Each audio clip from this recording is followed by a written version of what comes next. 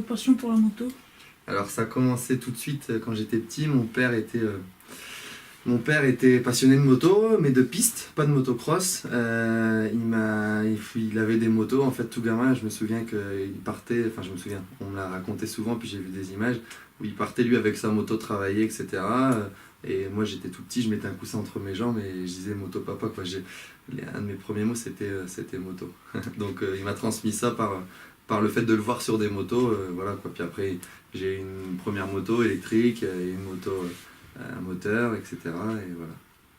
Comment êtes-vous arrivé chez Yamaha? Alors je suis arrivé chez Yamaha, j'ai roulé sur la première moto, c'était une Kawasaki, une petite Kawasaki, parce que Yamaha ne faisait pas une moto aussi petite que ça, j'avais 6 ans. Ensuite j'ai eu un peu au fil de ma carrière plus jeune, comme on finançait les motos, il y avait pas, on était attaché à personne, on choisissait un peu ce qu'on voulait, pardon. À l'époque j'ai roulé sur des Suzuki, sur des Honda. Enfin, une année sur une Honda, 3 ans sur des Suzuki, 2 ans sur des Kawasaki.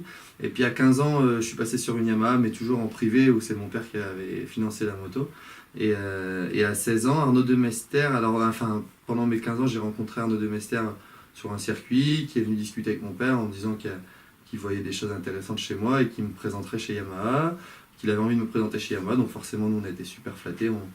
On est allé chez Yamaha avec lui, donc à Paris, et puis petit à petit je suis entré chez Yamaha, alors par la petite porte, hein, en tant que petit pilote support de la marque, via un concessionnaire ici à Elite Moto à Brouillé-la-Bussière. Et puis petit à petit j'ai grandi avec eux, et au fur et à mesure des succès, je suis devenu pilote, maintenant pilote Yamaha Europe, pilote officiel de la marque, quoi, voilà. Comment votre Dakar s'est-il passé? Alors, le Dakar, c'était une course éprouvante. Je m'y attendais en allant au Dakar. C'était vraiment une course difficile, très longue. Je dirais que je suis passé par des moments comme le premier jour où je suis resté bloqué dans la boue. Ça a été difficile à vivre parce que j'ai perdu beaucoup de temps. Et puis après, j'ai des moments nettement meilleurs quand j'ai réussi à faire une étape 4e. Enfin, voilà, vraiment. Dans un Dakar, on vit de tout. Il y a des périodes où c'est top, c'est vraiment du plaisir pur et c'est génial, on voit des paysages fantastiques. Et il y a des moments où on est dans la difficulté, on lutte contre le climat, le froid, le chaud.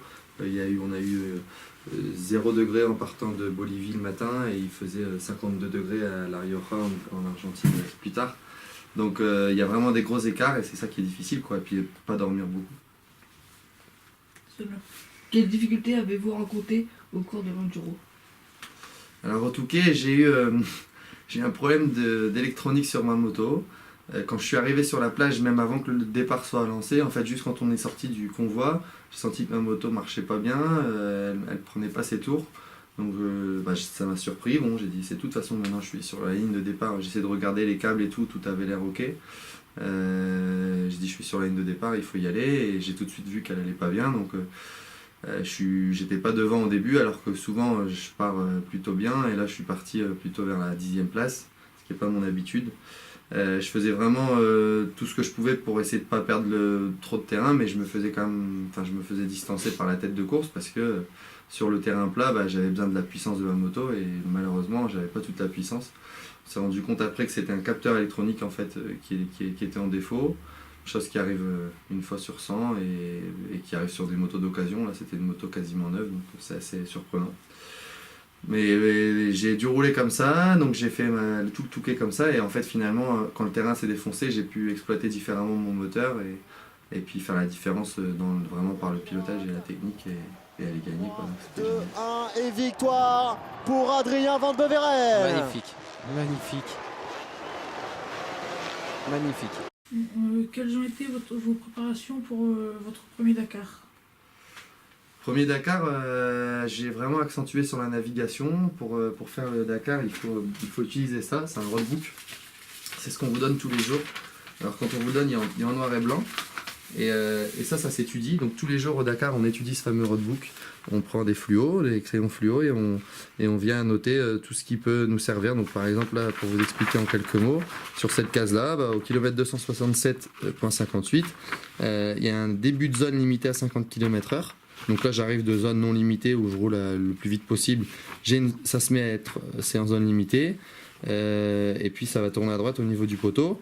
Et là, donc au kilomètre 267,7, 200 mètres plus loin, moins de 200 mètres plus loin, la zone n'est plus à 50, mais ça passe à 90 sur une route. On continue sur une route, on passe à un pont, et au kilomètre 273, là, plus loin, on quitte la route de nouveau, on reprend une piste, et là on est en fin de zone, donc c'est-à-dire qu'on n'est plus, la zone n'est plus limitée. Enfin, toujours est-il qu'il y a plein de choses à savoir, à appréhender avec ce roadbook, et c'est vraiment là-dessus que j'ai mis le paquet, parce que je savais que le pilotage moto, c'était pas trop un problème pour moi. Maintenant, la moto est plus lourde, mais c'est surtout qu'il faut pouvoir baisser la tête et regarder ça en même temps. Le piloter en même temps que d'avoir le meilleur pilotage possible, et du coup c'est vrai que c'est vraiment quelque chose de nouveau pour moi, et ça fait partie de mon apprentissage. C'est facile, là c'est des pistes, mais parfois on est hors piste, donc c'est des caps avec des degrés, il faut suivre un cap, et si on se trompe de 5 degrés, bah, on trouve jamais la bonne piste à la fin du hors-piste. Il y a vraiment des erreurs faut éviter les erreurs de navigation, et c'est ce qui fait que le rallye raid, c'est pas juste une course de vitesse, il y a une grosse partie mentale, une grosse partie de concentration, pour naviguer correctement. Quel objectif en tête êtes-vous parti au Dakar puis à l'Enduro? Alors au Dakar, j'y allais vraiment pour découvrir. C'est une course qui est quand même dangereuse, on va très vite, il peut arriver plein de choses, il n'y a pas de protection comme au Touquet, c'est-à-dire qu'on roule à côté des ravins, dans les rochers, il ne faut pas sortir de la piste. Voilà, il y a une prise de risque qui est importante, et donc je voulais vraiment prendre le temps, pas me mettre trop en danger. Pour arriver, le but c'était de passer la ligne d'arrivée, et c'est déjà une victoire quand on finit à Dakar. Il faut savoir qu'il y a quand même 40% des pilotes qui partent de Dakar qui passent pas la ligne d'arrivée parce qu'ils ont des problèmes mécaniques, ou parce qu'ils chutent, ou parce qu'ils se trompent et qu'ils n'arrivent jamais à retrouver le chemin. C'est vraiment compliqué, donc je voulais passer la ligne d'arrivée, c'était l'objectif principal. Puis bon, ça s'est passé encore beaucoup mieux que ça. Au fur et à mesure des étapes, j'ai progressé. Je termine 6e, premier français. C'est assez incroyable et assez inattendu. Mais voilà, c'est génial, ça fait exploser un peu ma carrière. Et puis surtout derrière, puisque quand j'ai décidé d'aller au Dakar, tout le monde a cru, enfin beaucoup de gens ont cru que je mettais le Touquet de côté. C'est vrai que j'ai dû le mettre de côté quand même. Je ne pouvais pas m'entraîner autant pour le sable, puisque j'étais toujours parti m'entraîner pour ce fameux roadbook à l'étranger, etc. Et donc je roulais moins avec ma moto légère, je roulais avec la grosse moto, j'étais moins dans la dynamique de progresser avec la moto type Touquet, et c'est vrai que pour moi c'était un gros challenge de dire un jour je rentrerai du Dakar et je gagnerai le Touquet. Et bon j'ai réussi à le faire tout de suite, donc c'est génial, c'est une chose, un poids en moins sur les épaules, même si ça n'en était pas un. C'est un exploit vraiment de gagner encore au Touquet une 3e fois d'affilée, en rentrant du Dakar, dans l'état physique où j'étais, complètement lessivé, j'ai perdu 5 kilos. Bon, je les ai repris depuis, mais voilà. Est-ce que vous avez envisagé de continuer la moto dans l'avenir? Bien sûr, c'est une passion, c'est devenu mon métier depuis 3 ans. C'est clair que j'ai vraiment envie d'atteindre de gros objectifs, de réaliser de grandes choses, et j'aimerais beaucoup gagner le Dakar. Donc je vais m'entraîner pour ça, ça devient vraiment ma priorité. Le Touquet, je vais devoir le mettre de côté. J'y serai encore au départ l'année prochaine, et si j'arrive à le gagner, j'y serai l'année suivante. Mais, voilà, c'est sûr que pour gagner le Dakar, je vais devoir vraiment me concentrer là-dessus et mettre toute mon énergie, parce que c'est très disputé, c'est très difficile. Il ne faut rien laisser au hasard, encore moins qu'au Touquet. Et je sais qu'il me faut encore plusieurs années pour le gagner. Je ne gagnerai pas le prochain Dakar, j'y vais pas dans cette optique-là. Je ne veux pas brûler les étapes. J'ai la chance de démarrer jeune dans la discipline, j'ai 25 ans, je suis un des plus jeunes dans le rallye, même peut-être le plus jeune professionnel. Donc je ne veux pas griller les étapes. Il disait, ouais, on aimerait bien t'avoir de nouveau sur le plateau pour parler de l'Argentine, parce que je viens de rentrer d'Argentine, mais c'est vrai qu'on ne peut pas parler que de Van Beveren à la télé. Non, mais moi, en fait, si vous voulez, j'aime bien partager ce que je fais, et je pense que ça se ressent, et du coup, c'est vrai que les journalistes, tout ça, sont souvent intéressés pour avoir des interviews avec moi, parce qu'ils savent que je vais partager. Maintenant, c'est vrai que pour moi, c'est devenu compliqué de répondre toujours positivement. Je le fais, je réponds toujours positivement, mais j'essaie d'organiser mon temps le mieux possible, parce que mon vrai métier, c'est pas de répondre à des interviews, d'aller sur les plateaux télé, c'est plutôt de gagner des courses et d'être performant physiquement. Même si ça me plaît, je le fais vraiment parce que j'aime ça et j'aime bien partager ce que je fais, mais il faut quand même garder en tête que que ce que je veux c'est gagner, quoi. Et donc pour gagner il faut s'entraîner beaucoup et il faut se libérer du temps pour ça. Ouais, l'entraînement, alors c'est globalement c'est 6 jours sur 7, 5 jours, je dirais 4 séances de moto par semaine et 4 autres séances de préparation physique. Donc il y a des jours où je cumule les deux, il y a des jours où je fais que l'un ou que l'autre, il n'y en a que un en fait en l'occurrence. Il y a un jour où je fais que physique, un jour où je fais que moto et tous les autres jours je fais physique et moto. Et il y a une journée off en général le lundi où je fais pas du tout de sport et je me consacre à essayer de me reposer, faire un peu d'administratif. C'est vrai que pour moi c'est une chance énorme. Il faut savoir que pour vous expliquer mon parcours, j'ai quand même, c'est pas tombé du ciel, loin de là. J'étais pas spécialement un surdoué en moto. J'ai eu la chance que mes parents me mettent sur une moto et qu'on m'apprenne et qu'on me donne les moyens d'y arriver.